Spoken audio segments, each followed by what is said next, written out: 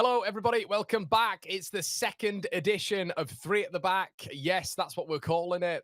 Look, I asked you guys. There was a fair few responses. You seem to like it. And thank you so much for your positive response last week. There was a lot of people saying, are you doing this every week? We are doing it every week. Every Tuesday, I'm joined by these absolute Goliaths in the YouTube space. Last week, I went to Ben first, so I'm going to come to Matt first this time. Matthew, how are you doing this week? Oh, fantastic, mate. What a start to the Premier League, eh? And yeah, massive thank you to the viewers for last week. The support was amazing. And yeah, it seems like everyone's happy to see us collabing. There's a few interesting names for the podcast in there, like the Three Amigos. Maybe three at the top after last week. I mean, what a start for the promoted teams. But yeah, it's good to be back. Yeah. Ben, had a good week, mate? All good? Yeah, mate, drink it in. I don't want to be the doomsayer, but we may not get 6 points out of the 3 promoted teams now for the rest of the season. I'm here for it. Up the promoted 3, down with the 17. Looking forward to talking about this, Connor. Definitely. So we've kind of got a little bit of a running order today, everybody. We're going to be speaking about some of the periphery clubs as well, who maybe we're not so much worried about, but I think it's worth a conversation. So we're going to start off with the Forest kind of / Brentford I've got down here on the running order. Talking about that game in particular, I actually had down on the predictions, I think a 0-2, but then I had Brentford in the relegation zone, of which I was picked. I was picked on a couple of times last week. It's like, Connor, how can you think they're going to go and beat Forest 2-0 away, get a brilliant win over there, and then they're still going to get relegated? But I was saying, look, this is how it works. But it was an interesting game at the City Ground, Matt. Brentford, I think, looking exceptionally poor. I'll be brutally honest with you. I think Keane Lewis Potter on that right-hand side didn't really understand that, to be honest with you. I think his role is a wing back. I think they were hugely struggling with that out ball, of which, we're all very, very aware of in kind of this transfer development, with obviously Visser now refusing to play, taking Brentford off his social media. God, as the modernization of football, eh? And obviously Mbuemo going a little bit earlier on. To me, mate, it absolutely screamed of needing Henderson in there to just pick the ball up off the centre backs, and a huge Damsgaard gaping hole. What were your thoughts on the game overall, though, mate? Yeah, great start for Nottingham Forest. And I'm glad they won. I believe that they're going to do well again this season. I know some people think last season was them overperforming and they're expecting a drop off this time. But if you look at Nuno's couple of performances at Wolves, he got them 7th place and then 7th place again in the Premier League. And I know there's not been masses of business for Forest. It has started to pick up towards the end of the window, but a really encouraging performance. Looked back to them old selves from the start of last season, because, I mean, they were in control. They were really in control against Brentford, and they killed the game in the first half, whereas towards the end of last season, Forest were kind of trying to push results over the line and just sort of lacked momentum towards the end. They really sort of fell away, didn't they? But yeah, great start for Forest. Good couple of goals. Chris Wood up and firing again. For Brentford, yeah, once again, it's only one game, so I'm not going to go in too hard on them, but it wasn't a great start, obviously, to have lost the game in the first half. I agree with what you say about Henderson, and I think Sharda coming on as well. They're actually better in the second half when they brought those two on. But the game had gone by that point, so it's difficult to read into that. Had Forest let their standards slip a little bit in the second half, potentially. Not great for Brentford. We have got a couple of reservations about them. I'm going to give Keith Andrews a bit of time. It's another difficult one next week. They've got Aston Villa, so...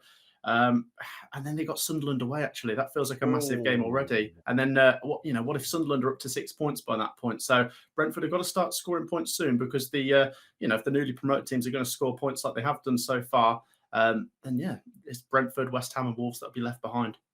Yeah, it's almost a we're not going in any sort of order here, Ben. We've picked out the game, but we're going to go back and forth when it comes to Brentford and Forest. But just touching a little bit on Brentford, it feels like the out ball is maybe a slight problem at this moment in time, mate. Atara coming in, obviously from Bournemouth, is going to aid that a little bit at this moment in time. But so they're an interesting proposition at this moment in time, aren't they? The Bees, and how they're going to go into the sort of beginning of the season and pick up. They're going to need to drag out those 3 points from somewhere, I guess. It's difficult, isn't it? Because first round of the season, you're always a little bit, I haven't got a clue what's going to happen. But then when you look back at Forest 3, Brentford 1, you're kind of like, yeah, that's pretty obvious, really, with hindsight now. I know you'd raised concerns about Brentford, Connor, and maybe we can argue a little bit that there's a bit more of window to do, and this is a really bad moment for Brentford and a good time to play them. Forest, though, just doing exactly what they have been doing. What I'd put to you, Connor, is what is progress for Forest? And I don't want to go down my I hate English football existential road of do they now enter the glass ceiling with Newcastle and Villa? But what's progress for them? Because I agree with Matt that it's an overperformance, and Forest, don't get triggered by that. That's a compliment, for God's sake. They're outstanding last season. But what's progress now? Is keeping Gibbs White progress and developing him further, and then doing the same with my beloved Amari Hutchinson? And when you look through the team, Murillo's still there and Milenkovic is still there, and they were brilliant, weren't they? And what about the assist? Who pinged it through in the middle? Anderson as well. So is it now just keep that team together and develop it? And then is there any possibility they can go another level up? I love the signing they've just brought in. It looks like they're bringing in as well Armand Calamuendo. I think that is a top signing, a really, really good signing. And we're kind of seeing that, across the board, really, when it comes to these just little gems being picked up by these sort of sides. Obviously, we saw Aston Villa bringing up Evan Gassan as well.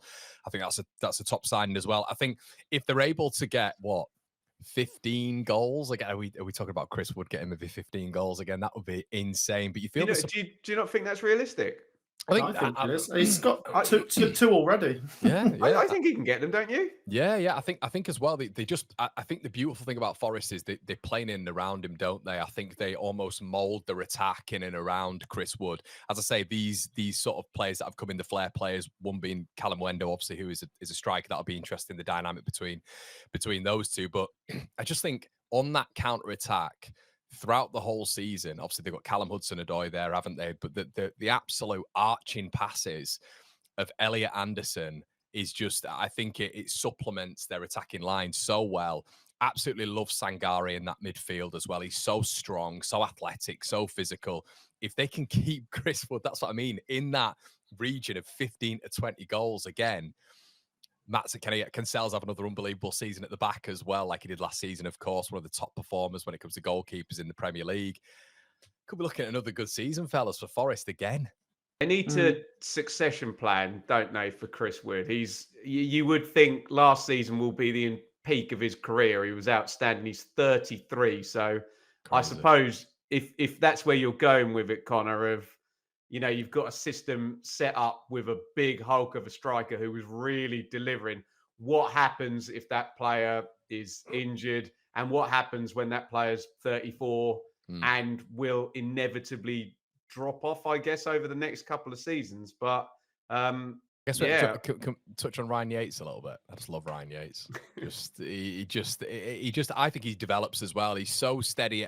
He's steady Eddie, but he's got so much to his game, of which I love as just a midfielder in that sort of part of the pitch for Forest. I think he's combative. He's a good passer of the ball as well. And you almost overlook him, don't you, for your Sangares in the midfield and your Elliot Andersons. But he's a bit of an unsung hero in that midfield, I think. Yeah, we loved him in the Championship, didn't we, Ben? Ryan Yates. I thought he's managers fantastic. Always pick him, Matt, don't they? Whoever they have, always pick Ryan Yates. Yeah, and like Connor says, he still gets into the team, even though they're spending a lot of money now on quality midfielders. Another point to mention about the Forest Brentford game, I like the point you made, Ben, about possibly the best time to play Brentford, possibly the worst time to play Forest, because it's September when their European fixtures kick in, and that'll mean a sort of congested schedule. So I think Forest will have a good start in August, and maybe come September, maybe things might be a little bit more of a struggle. They'll drop all the way down to 4th in September, yeah? do you think that's what it's realistically going to be then, fellas? Do you think, kind of looking at Forest and obviously them starting as they ended the season, really, in terms of it's a very similar vein of Forest, isn't it? Do you think that they obviously with the European football kicking in, there's going to be like a natural decline, or do you think they're gonna maybe just drop a couple of places, or do you think it's going to be more than that? Where do you think Forest will end up? I think dropping a couple of places it will say regression to the mean rather than decline, because I don't really see it as, I know you're not having to pop at them, Connor, in saying that, but it's more that last season the door is just wide open with Chelsea developing and Man United and Spurs way down the bottom, and Yeah. Newcastle at times found it a bit more difficult with their European football last year as well. But let's not get this wrong. That's sensational when we're about to talk about how hard it's going to be for EFL clubs this season, and look where Forest are. Completely agree, by the way, Ben, about the point about Tottenham and Manchester United, because they underperformed so terribly last season that it gave us, I don't want to say a false reading, but it obviously bumped everyone up a couple of places. So, if they're going to climb back into the top 7 or 8 this season, then will that mean Forest drop a place or two? Interesting, though, with them being bumped into the Europa League, obviously it's a positive that they're in a better competition than the Conference League. But I feel like if they were in the Conference League, they could put out a bit more of a rotated team like Chelsea did, which means they could save players to have better energy levels for the Premier League. But they're in the Europa League. I think they're going to go quite strong in that. Yeah. Ben, just a quick word as well on Brentford before we move on, mate. I know Matt's just had his say and stuff like that. How do you kind of see their season planning out? Obviously, there's a lot to do still in the window. I've just been mentioning outlets, things going forward. Atara coming in, as I've just said, is going to be big in terms of instinctive finishing, I think. But and it's very reactive, quite as Matt's just said, to turn around and say, well, they're in trouble or whatever. But do you see this almost experiment earlier on? If I'm to press you with Keith Andrews working. Well, we're not being reactive though, Connor, are we? Because I think the second Thomas Frank was going to Spurs and and Burmo was going, we were saying this 2 months ago, and this was all caveated with, but Brentford normally get it right and over the long term. So where I am with Brentford is they've got a lot of credit in the bank with me operationally for literally a decade, of what they've done, where they've just nailed it over and over and over again.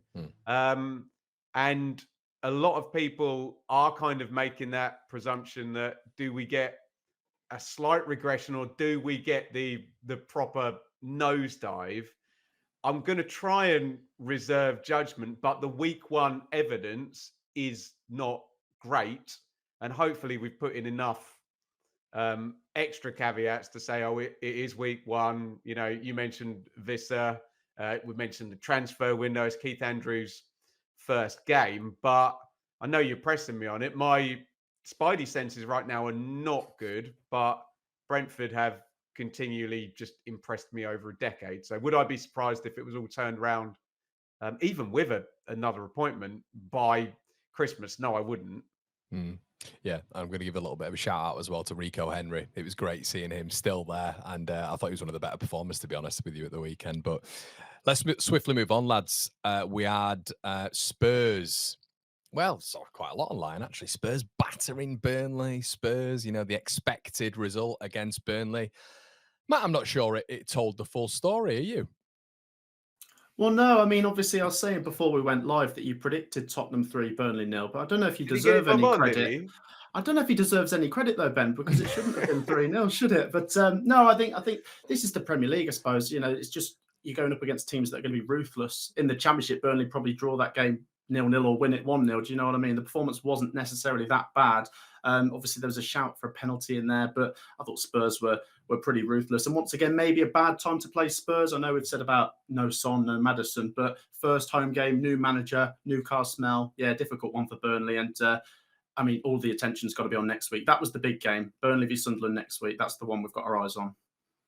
Yeah, it's absolutely huge, that game.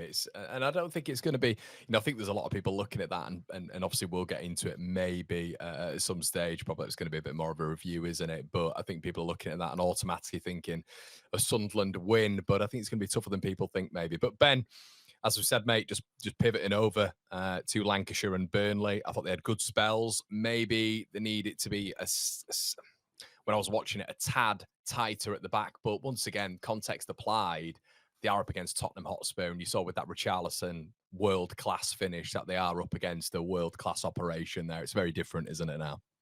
And again, not to get my boo-hoo EFL eyes on, a bad performance, as Matt says, a subpar slightly, even if it's 4 out of 10 or 5 out of 10, that turns into a bloody 3-0 defeat in the Premier League, doesn't it? And these guys, Johnson and Richarlison, bang, bang, couple of quick goals. what was interesting as well is that how is Scott Parker going to, cope with Trafford having gone and Egan Riley having gone? He's going to play another centre back to what he did last season. So it's actually tucked Kyle Walker in as a third centre back, which I suppose is sensible when you consider whenever anyone ever talked about Kyle Walker, it was always just physicality, wasn't it? Speed and physicality. Now he's of an age where I saw a stat, and it was like he's still like the third quickest player this week, and I was like, was he actually? Yeah. He's like, thank you, Connor. You've just saved me in the comments. Now shut up about Kyle Walker's physicality. Ben, I've done the only reason I know that is because I pretty much did an entire video on it for the Burnley side of things, and I had about 4 Burnley fans message me saying he's the third quickest player this weekend. So there we go. Oh mate, if that's what the data says, then fair play how these guys blooming look after themselves, and. Yeah. I suppose he's been reasonably injury-free, Kyle Walker, but it's absolutely not the start that you want. And I know we've only had one round, but all of those hit points you were talking about, Connor, last week, can you get a flying start? And I'm really looking forward to talking about Sunderland and Leeds. Ipswich had like Liverpool and Man City as the first 2 games last year. And I really wondered, just in terms of momentum, if having a game against West Ham at home or a game against Everton at home, that marginal gain when we're going through, just getting off to that great start. And as you said, Matt, Spurs, new manager, bish, bash, bosh, 3-0. And I will say this throughout the season, you need everything online. And this is where I'm looking. I'm going to big tick in the box for Leeds and Sunderland on marginal gains, getting it right. And Burnley have got the first one go against them. Connor, they compound and they accumulate against you during the season. I'll tell you that. And there's a lot of games last season as well with Ipswich in particular where you were thinking Ipswich were in that game, but obviously that just moments, plural. Well, and Connor, for 2 years before, every single coin flip game, Ipswich and EFL teams, they win them, don't they? Yeah. Premier League, coin flip game, even 60-40 in your favour, you're losing, aren't you? You've really just got to be up there and at it, which Sunderland and Leeds were. Where do you think overall then, when you're looking at Burnley, and I guess we kind of got to dive into it a little bit in terms of the improvements in their side towards obviously September the 1st. I mean, I was kind of having a look at it, and obviously they've lost crucial parts of that team. Obviously James Trafford moving on, CJ Egan Riley going to Marseille, Josh Brownhill, I believe, still without the club, lads. And obviously that is the spine taken out. Play for Ipswich. Just not, there we go, or Leicester. But it feels like that is obviously the place that people are looking at. But they've still got very decent players there. We all talk about, Stev, Cullen, etc. And obviously they're going to be marrying that up towards the back end of the window. But it does feel once again that it's that quality up front, isn't it, lads? And is maybe Armando Broja gonna fill that void? You got Zian Fleming up there, haven't you? Jaden Anthony, Marcus Edwards. Do you both think that there needs to be just slightly more firepower up there, even though we're talking about defensive lapses at the weekend? Yeah, I think it's going forwards where I've had my reservations about Burnley coming into this season. I'm trying to draw some positives. I mean, Cullen played okay. Anthony looked fairly lively. But I mean, a lot of these... Matt, good to see him using those players that got the 100 points last year, because they're damned if they do and damned if they don't, aren't they? You sign a load of players, you've broken up a 100-point team. You don't sign any players. You went to war without a gun or whatever Stuart Webber said. Fuck. Sorry, continue, Matt. No, you're right. And I don't want to do what a lot of the media are going to do and say, well, these players are championship players. They're not ready for the Premier League. But they're untried. We've got to give them a chance. And like you say, it's one game. Look at who everyone that's been promoted has played. Burnley have drawn the short straw in game week 1. Completely agree with Ben's point, by the way, about first game. You want it at home. I mean, Burnley's next game is, of course, at home.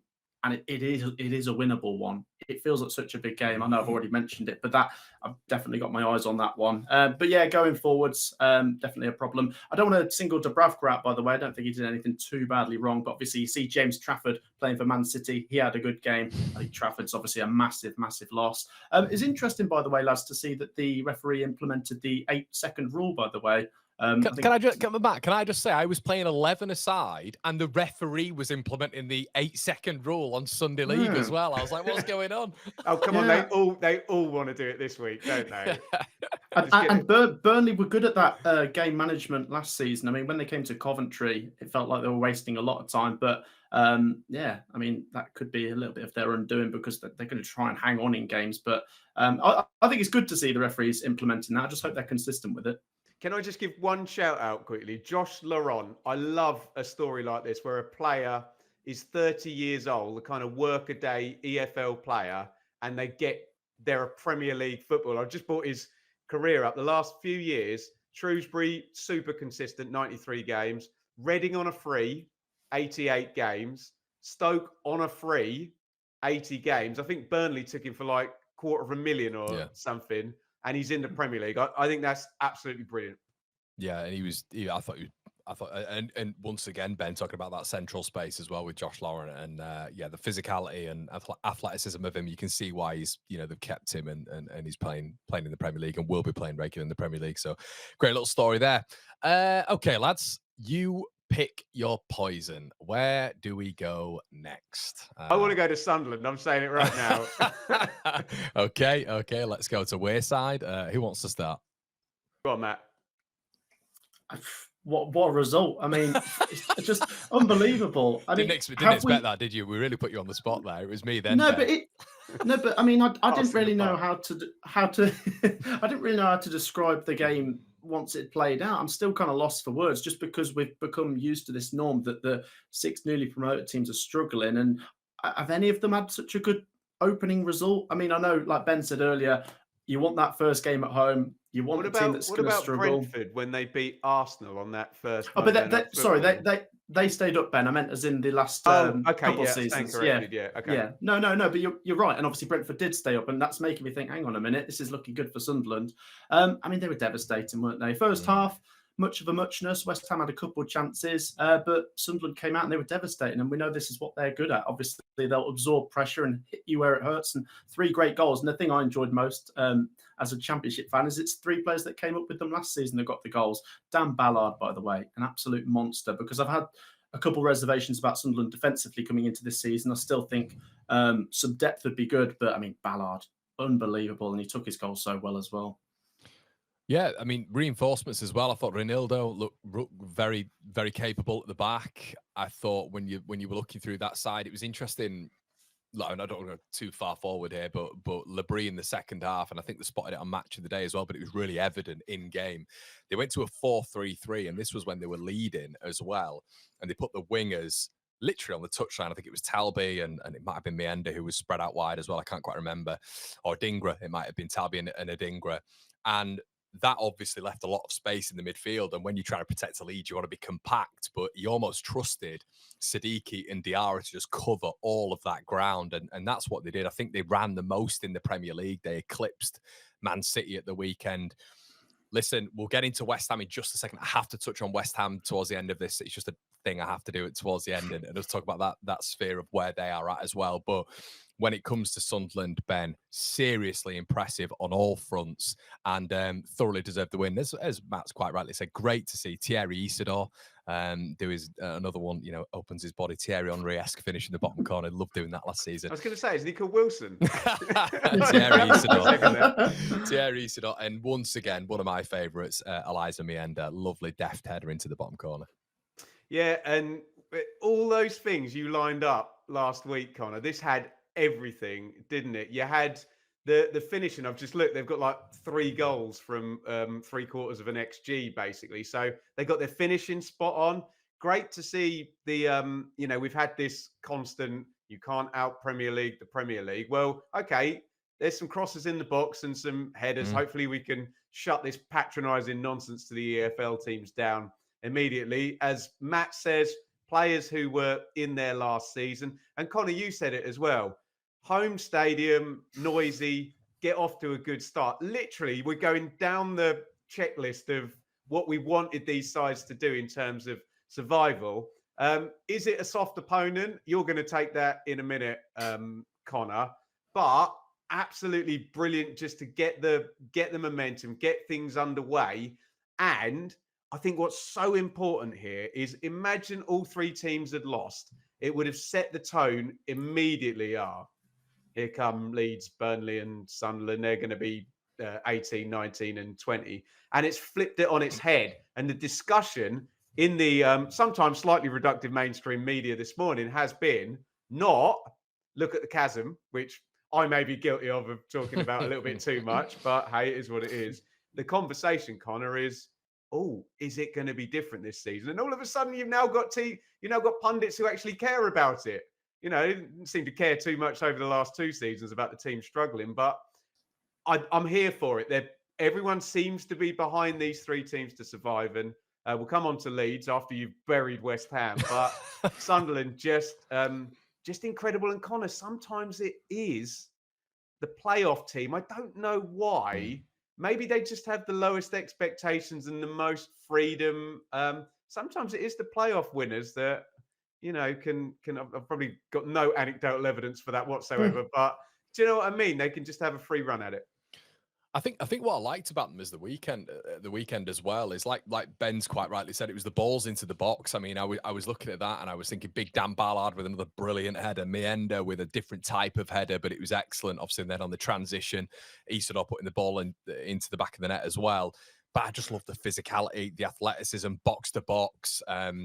A heck of a lot of the midfield, the high press that they were putting on, but then their ability to sit into a little bit of a low block and let West Ham have the ball in certain phases, of which didn't really amount to anything, as we saw.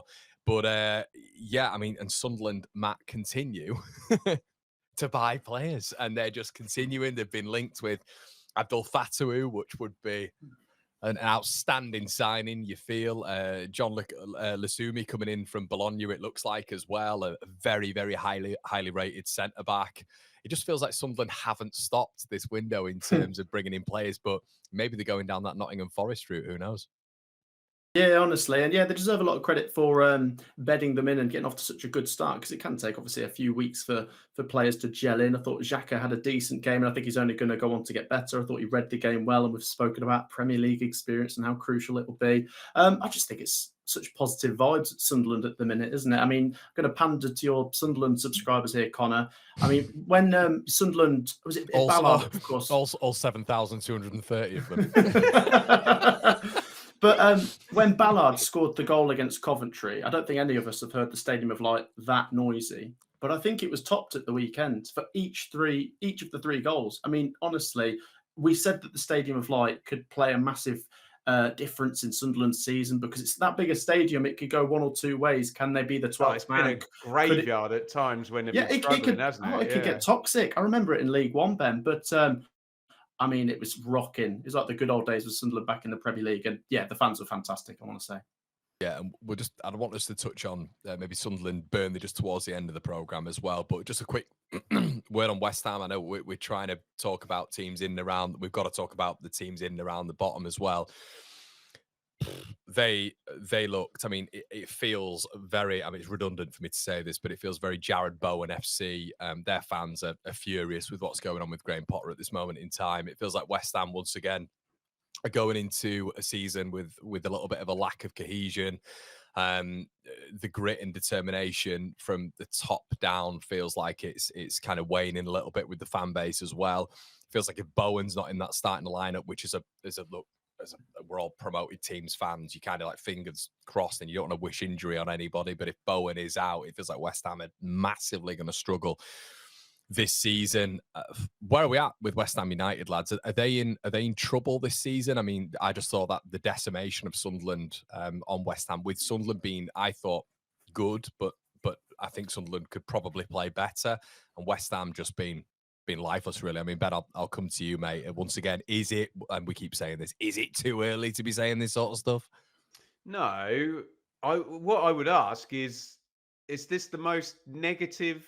And it feels like they're all ready to. I'm not having a pop at the West Ham fans per se, but it feels like they went in hoping this wasn't going to happen, half expecting this to happen. And then when it happened, the reaction I've seen from the West Ham fans is, told you so. This is not good. I will reiterate I was listening to something earlier, and I think they said the three West Ham centre backs possibly were 105 million quid. I could be wrong about that, and that just happens to be the 3-year lower loss limit for PSR as well, which tells you everything you know about the challenges that the Championship clubs have got coming. I'm not going to stop. I know you're not. I know it's great. I'm not going to stop. It's a great caveat. It's a great caveat. I enjoy it.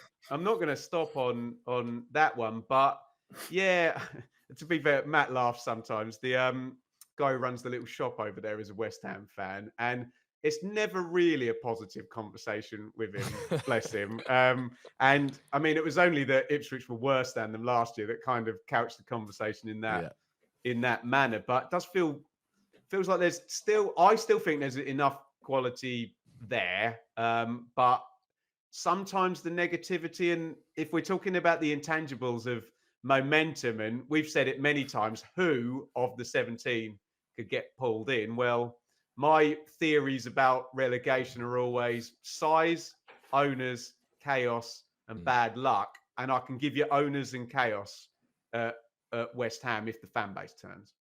Yeah, 100%. And they're a very passionate bunch, and it does feel like if it's not going well after 4 or 5 games, they're a very loyal bunch as well. West Ham, of course, we know that, and we've seen that with Moyes over the years, haven't we? And that took them to great standards with the European trophy, of course. But yeah, if it's not going well, they will. Similar to the results are not good, so it's not like they're being totally unreasonable, Connor. Not at all. Yeah, I think Ben's spot on, by the way, going back to last season, because I think when we got to Christmas time, West Ham and Wolves were teams that we thought Ipswich and Leicester could still catch, but Ipswich had a horrible run where they lost to Southampton. Leicester lost about 10 out of 10, and then the pressure was taken off West Ham and Wolves, who were able to end the season quite well. I think West Ham rocked up to Ipswich, won 4-1 on the final day, and finished slightly higher than we thought they would. So, yeah, the cracks are starting to show now as we come into this season, and if we get a good performance from a Sunderland or a Leeds, maybe West Ham will be left in trouble. Okay, well, I'm going to let you guys take the reins with this because I'm just quite sick of talking about it, and I'm trying to remain as balanced as Benjamin Bloom does when he's talking about Ipswich. I got accused, Connor. I did Ipswich on a watch along the other day. I was so balanced. Someone said, "Ben, you sounded disappointed when Ipswich scored." No, sorry, carry on, mate. It's that thing where you're trying to be balanced, that you don't want to give away that you support a team. Like you kind of just so you bring it. It's like hammering Ipswich, I'm hammering Leeds, but yeah, okay. Leeds picking up the 1-0 victory, clean sheet, brilliant from a Leeds perspective. Tell me you're pleased with it, Connor. Yeah, can you tell? But no, it's obviously feet still on the ground, but I think you guys will you can attest to this, especially Ben, being an Ipswich fan. Getting a win in the Premier League is so big, it's so valuable, and you have to work so hard for it. There was points in that second half where you could tell that the Leeds players were knackered and they were really having to dig in, against some top operators. Then you see, Tieno Barry coming off the bench, just brought from Villarreal for a massive fee, French under-21 international who's got big things ahead of him. Dewsbury Hall, who we're all very, very aware of and how good he can be in the pockets and the tight spaces. And then obviously Jack Grealish comes onto the pitch and you're thinking, oh my goodness. And Leeds, with the greatest of respect, are bringing on, Brendan Aronson, Alai Gruev, and Jack Harrison.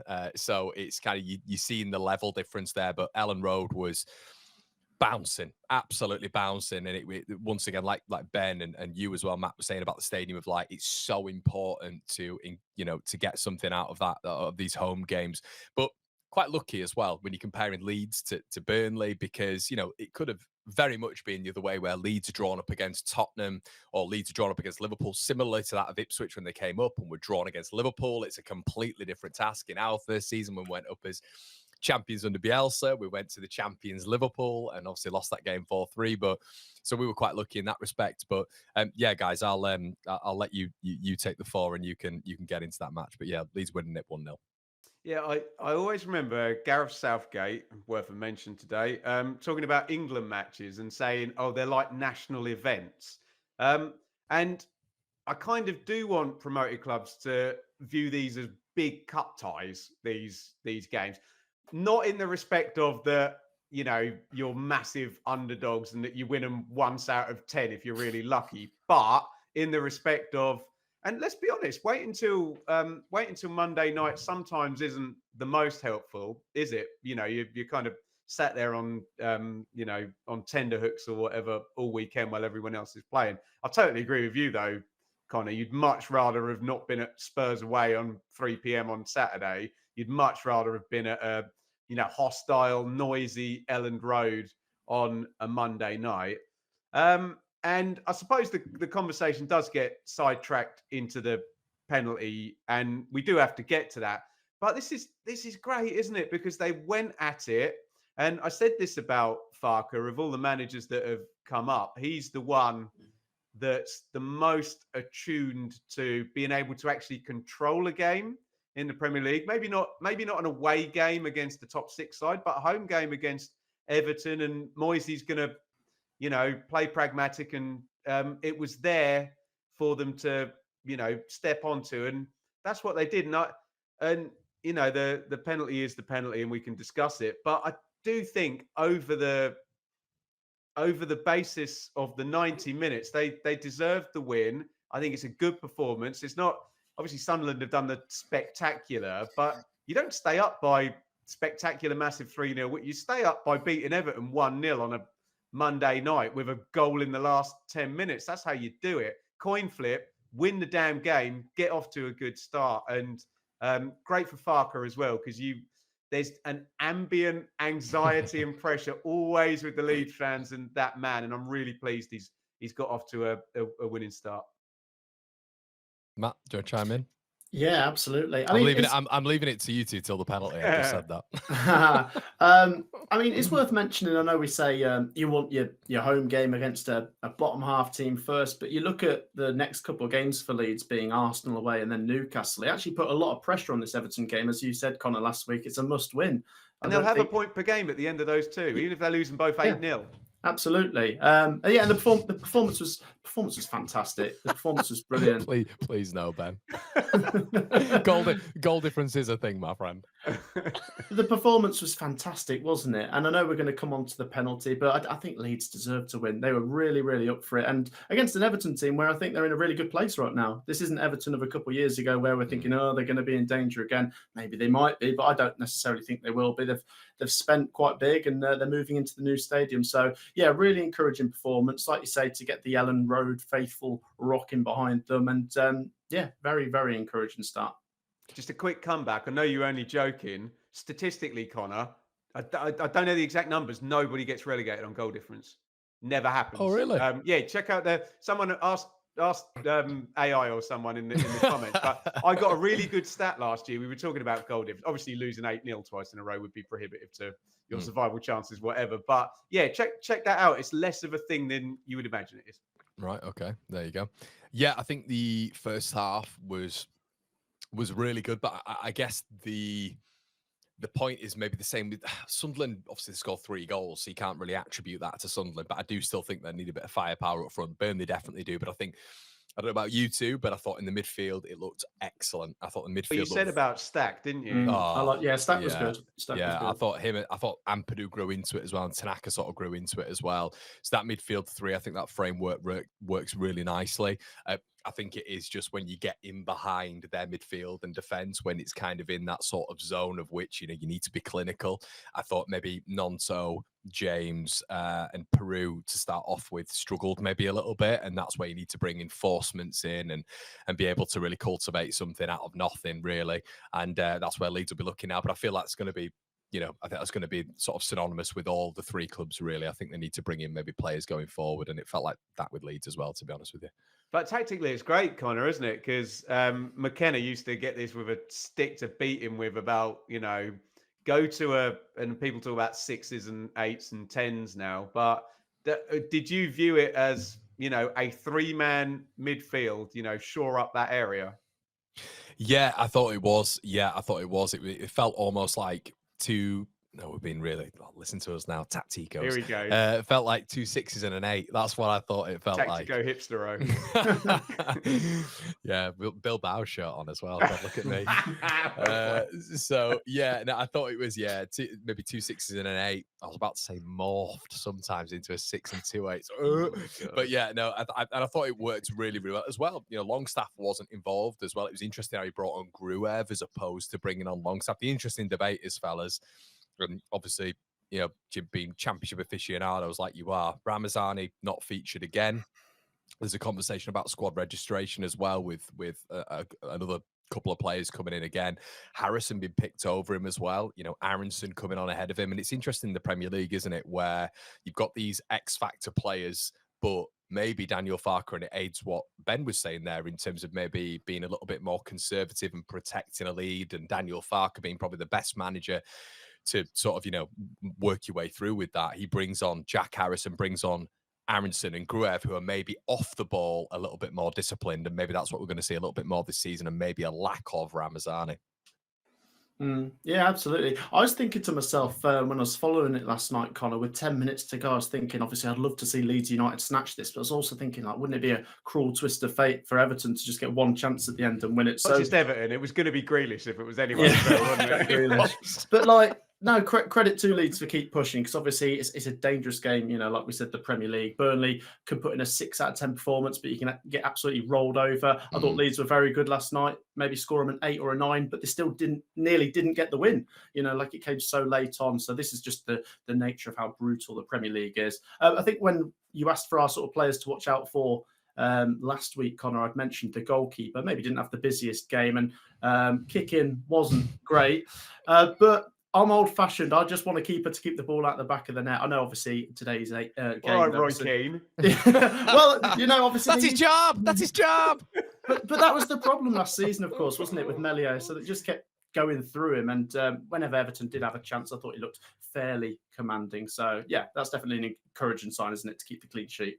Let us know in the comments for more impressions you want Connor to do. I was actually quite down with that one. That was very good. Yeah. I watched way too much of Roy Keane. Right.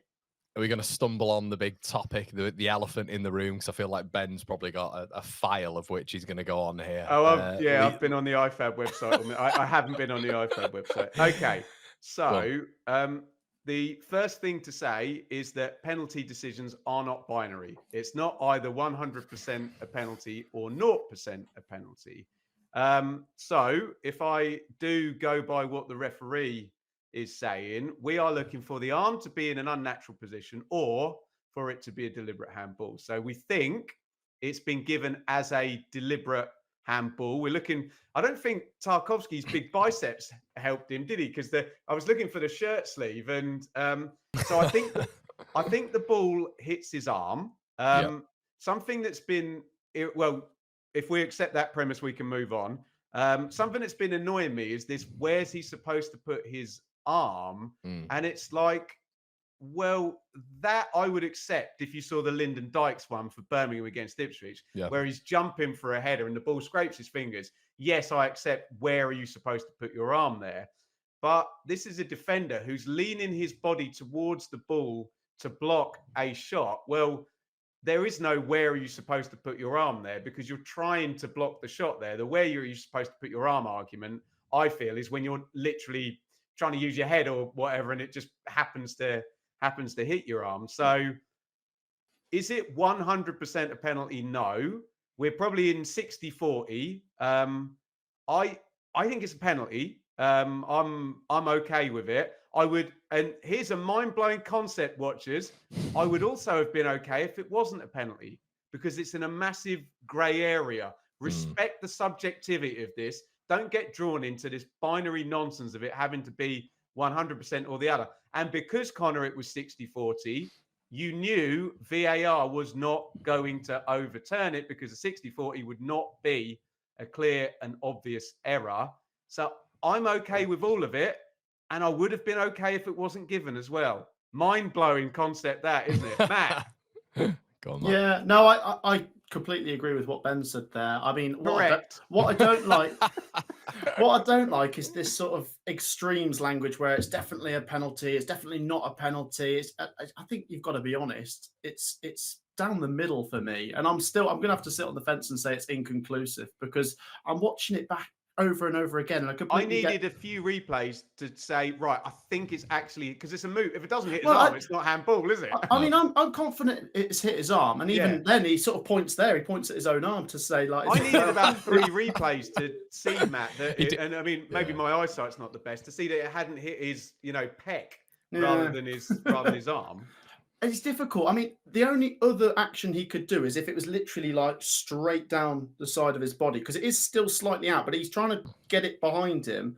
The thing is, if you're leaning towards the ball, there's always that chance it will hit your arm. Mm. And you're trying to stop it with your chest if you're leaning towards the ball. Yeah. And yeah. One thing, I'm not sure if it's Carragher or Neville said on Monday Night Football, they said it's travelled a fair distance. I think it actually took a deflection. There wasn't a massive distance that it travelled. So once again, I don't like those sort of extremes. But I'm with Ben. I mean, I'm not going to kick off if it's given or not given. I suppose there's so many like this, though, and some get given and some don't get given. And some people think, right, well, I've seen that given before. It has to be a penalty, whereas it's really a grey area. Oh, they've already got their screenshots ready for the next one. And they are going to send a strongly worded tweet, Matt. But it's not really binary, though, is it? There is like a grey area, and that's where it's fallen into. And like I say, look, I thought Leeds deserved to win. Matt? I bet Connor thinks it was a penalty.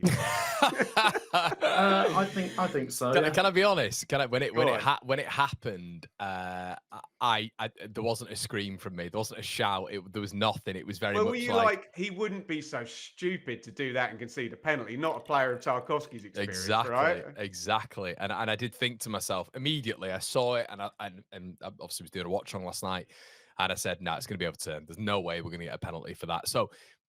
But then you see it again and you think to yourself, leaning to block for me with your chest is fine. That's defending. The issue is for me that instead of the ball hitting his chest, he shifted in a way that made it connect with his arm. And that's kind of the grey area right now because people are almost looking. I mean, effectively, Pickford's right behind him as well. I mean, this is the England keeper. Yeah, it's a completely irrelevant comment, but it kind of is relevant in terms of Tarkowski's perception of the situation. Pickford was good at parrying throughout the whole game, really, when Leeds had a shot. Stack actually had 2 or 3 efforts as well from that area, and Pickford calmly palmed it out, won about 10 minutes earlier, and he's directly behind it. He didn't trust it, and I agree with you. It's very wishy-washy. It's all subjective. But I do feel he lent with his arm a little bit. And I guess the conversation is, where's he supposed to put his arm as if he's falling? He's not falling.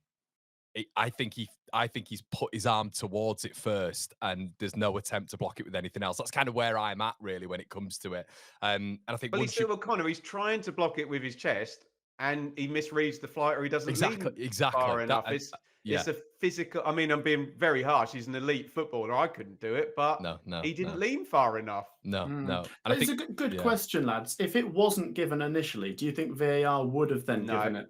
I don't think so. I think they were always going to stick with the referee. I think, because it's such a grey area for me. Which is wrong. Wrong. It shouldn't be that. That's a good point. It's a good point. I think that's what I'm saying about the consistency. That's why people want to kick off, but they always want to. There's always people that want to make a meal out of something more than it is. I think it's one of them where it's not the worst decision I've ever seen. Let's move on. Yeah, exactly. I mean, once your movement causes the body to hit your arm rather than your body, the ref naturally sees it as using your arm isn't it? to make the block. That's what I think. So I mean, there's all this nonsense that we're reading online, making your body bigger and all this sort of stuff. I did think the language he's definitely made his body bigger in the gym, hasn't he, Tarkowski? I did think sort of the language Tarkowski was using afterwards, it being bizarre and all this sort of stuff. It like you. Of course, he's going to say that, though, Connor, isn't he? Yeah, and Moyes was saying, it's a really, really poor decision. I don't think it was a really poor decision. As you boys have quite rightly said, I think it was 50-50. I wouldn't have complained if it was overturned. I'd have been gutted, but I'd have been like, yeah, okay, but I can understand. But they can't say about the threshold, that it has to be really clear and obvious, and then overturn something that, takes 5 replays to even see whether it's even hit his arm, and refs doing it from 10 meters away in real time. So I was fine with all of it. Obviously with my down with the 17 hat on as well. Lads, just because this isn't a preview show at all, it's more of a review show and hot topics as people are kind of getting into as well with the last viewing of the show. I just want to touch quickly on the big game coming up this weekend, though, in terms of Sunderland and Burnley. Feels massive, doesn't it? And Burnley are going to be looking at this like Sunderland will, but Burnley are going to be looking at this as a real opportunity to get 3 points. Matt, I'll come to you for this one, mate. Can I ask a question to Ben? I know last week when I said this might be a must-win for Burnley, and you were sort of like, "Oh, in game week 2, do you think it is, Ben?" What is bigger than must? What's better than must? Because it's whatever that is, whatever that is now, isn't it? Can I just raise a concern when promoted teams play each other that neither of them win, which is it's not helpful to anybody, Matt. And I think neither of them won at Turf Moor last season, did they? In the Well, same there was the fixture? two. Poor old Isidore got completely S-housed by James Trafford, didn't he? He did, yeah. Yeah, but there's no James Trafford to stop Sunderland this time. And then Sunderland did actually beat them 1-0 at the Stadium Light. They took 4 points off them last season. I think Sunderland are going to win. I know I don't want to base it all on game week 1, but they were just so impressive. And I think Burnley having to go for the win will actually work in Sunderland's advantage because they'll pick them off. So I'm going to go Burnley 1, Sunderland 2. And I have to come back to what I said to Mr. Benjamin Bloom on a Betfred shoot that we did not long ago, where I dropped the statistic that if a team gets 11 points after 10 games, all of them have stayed up previously. And if Sunderland get 6 points out of 6 in their first 2, it's not a bad average, is it, Ben?